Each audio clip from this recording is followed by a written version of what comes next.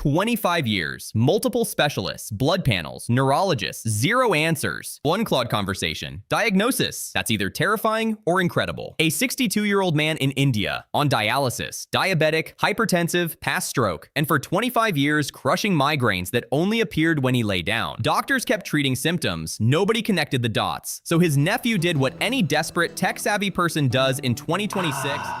He opened Claude, dumped every report, every symptom, every timeline, and started a structured conversation. Here's what made this case a nightmare to diagnose. The uncle had a comorbidity stack: dialysis, diabetes, hypertension, post-stroke. Every symptom could be blamed on something already on the list. Doctors had so many known conditions, the unknown one hid behind them. Claude spotted two underweighted signals. 1. Positional headaches exclusively on lying down. 2. Years of loud snoring reported by the family. Here's the data point that matters. A 2025 meta-analysis of 36 studies found sleep apnea prevalence at 59% in dialysis patients, and it's still massively underdiagnosed in nephrology. During apnea events, CO2 can build up, intracranial pressure may spike, and in a supine position, that can get significantly worse. Claude didn't diagnose. It generated a structured hypothesis with cited literature and recommended specialist follow-up polysomnography to confirm. That's the correct output mode for AI in clinical contexts. Differential reasoning, not prescriptive conclusions. Why did Claude catch what doctors missed? Doctors operate under cognitive load and time pressure. 15-minute consultations don't allow full pattern synthesis across 25 years of records. Claude doesn't get tired. It doesn't anchor early. Feed it a dense, structured prompt with all the data, and it cross-references symptom clusters against medical literature at scale. He structured his data, and he prompted correctly.